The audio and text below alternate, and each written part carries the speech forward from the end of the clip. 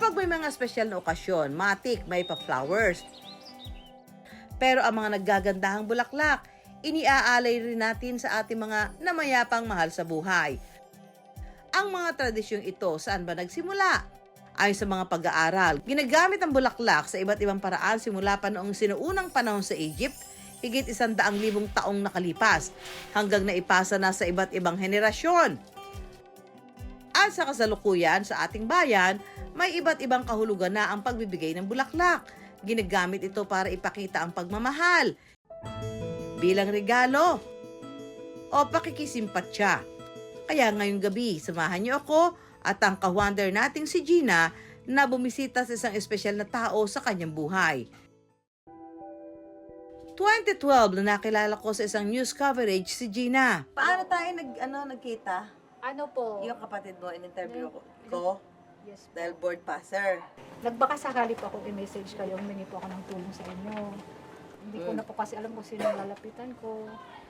Kasi kahit pambili po ng diaper at gatas, talaga hirap kami nung time na yun. So, nung minessage ko po kayo, ora-orada po nag-reply kayo sa akin na okay, papadalang ko po siya ng gatas. Pero hindi ko na-expect na kayo mismo ang magbibigay sa akin ng gatas. Nung nakita ko po kayo, naka-air kayo sa labas eh. Oh, baka sa unang hirit. Naaalala ko na yun. Okay. Kasi nung nakita yung biskwit. Ang anak ni Gina na si Kyla, na-diagnose ng cerebral palsy o yung sakit na nakakaapekto sa kakayahang gumalaw ng isang tao, pati na sa posture at balanse nito. Kaya naman simulat sa pool, ospital na ang naging tahanan nilang mag-ina. Simpleng may bahay lamang si Gina at construction worker naman ang kanyang asawa. Kaya naman ang mag-asawa, hirap sa pagtataguyod sa mga pangangailangan ni Kyla. Pero sa kabila ng pagsusumikap ng mag-asawa, napunahan ang pangangailangan ni Kyla.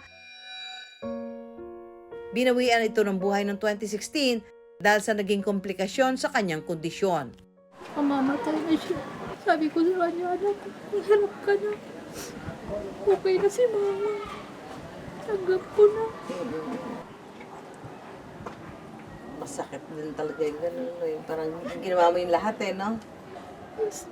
13 years ko siya ginalaga. Nung una kasabi ko, hindi ko ata kaya kung kukunin siya. Siyempre, may yung mundo ko sa kanya, mga sobrang sakit. Makalipas lang ang ilang buwan mula nang lumisan si Kyla, sumunod naman ang bunsong anak nila na si Keishana dahil sa sakit nitong global developmental delay. Kahit naging malupit ang tadhana, nanatiling matatag si Gina para sa kanyang pamilya. Ngayon, kumusta kayo? Yung pain andyan pa rin. Yes po, mama, dito talaga. Hindi, parang panghabang buhay na ata. Sa bagay kasi dalawang anak mo tapos magkasunod pa. Yes po. Nagme-message pala kayo sa iPhone. Opo, kasi sabi ko, yung mga taong tumulong sa akin before, gusto kong pasalamat lang, personal. Nung time na yun, hirap talaga ng buhay mo. Oo.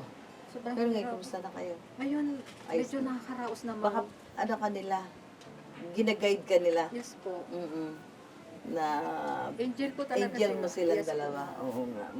Isa pa kayo sa naging nakatulong ng malaki kay Kay na nung time na yun. Nung oras na nangangailangan. Kasi naman pagka ganun, pag alam mo lang kung sino talaga yung nangangailangan, di ba? Hindi ko ano yung maliit na tulong na pwede mong magawa, di ba? Malaking bagay na tulong para sa akin.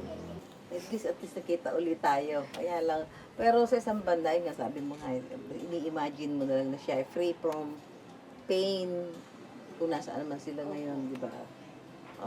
Masakit lang siyempre dahil hindi mo na sila kasama. Pero pag-iisipin mo na mas maano yung buhay nila, baka mas ma-okay sila ngayon doon. Ano. Tapos may angel ka na. Yes po. Ang mensahe ni Gina sa kanyang mga anak, sana patuloy silang gabayan at protektahan kahit sila yung mga anghel na sa kalangitan.